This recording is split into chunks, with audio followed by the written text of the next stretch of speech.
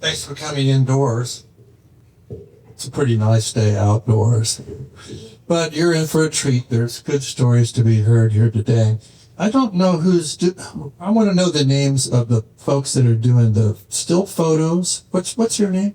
I'm Charlie Heath. Charlie Heath? Keys. Keys? H-Y-S, yeah. Thanks so much, Charlie, for taking photos for us. And we're also being filmed, and I can't even see you now. Tell everybody your name. My name's Justin. Hey, Justin. Justin. All right. Just Justin. Like Prince. Okay, kind of like Prince, yes. The artist formerly known as Justin will be filming us today. And this will all show up on the ASAP YouTube channel, I think. That's the case, right? So then we're a small but mighty audience, but then this can go out to the world. So be sure and let your friends know this.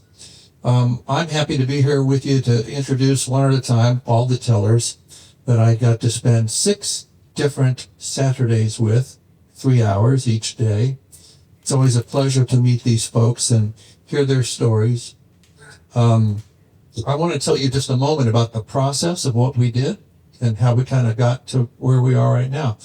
So they didn't know me, I didn't know them. We all just showed up and said, hey, how you doing? I hear you want to learn to tell a story from your own life, a personal narrative story. And so I picked a story from my life, and I broke that story into 3 big parts. And each of the first 3 Saturdays we met, I used a piece of that story so I could introduce one major concept in how stories are built. And after maybe hearing too much of me talking each time, I'd say, what'd you like about that?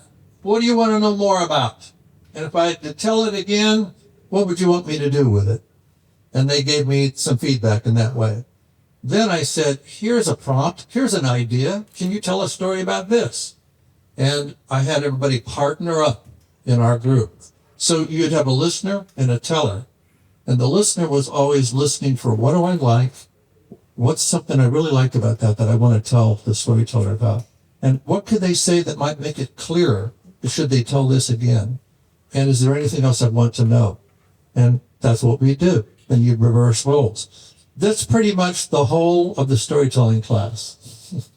And we did that all the way through until finally we weren't just telling to one person. We'd switch around, tell to other people one at a time, but finally by the end of the class, we're telling to everyone. Then we get everybody's ears, we get everybody's feedback, and finally we're telling to you. And that's how we got here. Okay? All right, well that's what got us here. So let's get a storyteller up here. I wrote a few words just so I'd remember what I wanted to say about each teller. Because when you spend, how many hours is that? 18 hours, right? 6 times 3, 18 hours. And somebody's telling you something personal about themselves. You get to know people, I think, in a pretty quick way. So our first teller is Jeff McKinney. There sits Jeff. So, only nominally speaking, was Jeff one of the students in our class. And I say nominally because Jeff is very much accustomed to public speaking.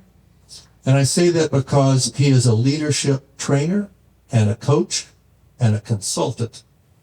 And he came to us already pretty used to the idea of using storytelling in his work. And he was very aware, I think, of the power that storytelling contains to make things real and impactful when you're communicating.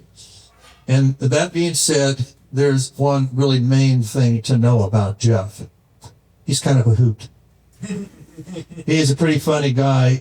He possesses what I would call a real homespun Hoosier sense of humor,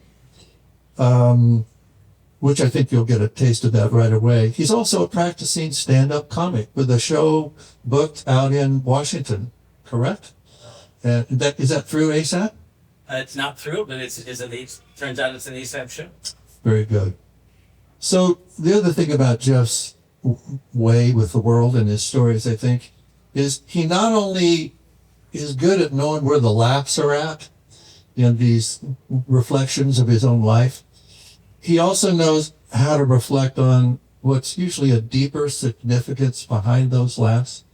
The way I heard it put one time from a fellow storyteller was, first there's ha ha, then there's aha, and then there's ah, and that's Jeff. Here we go.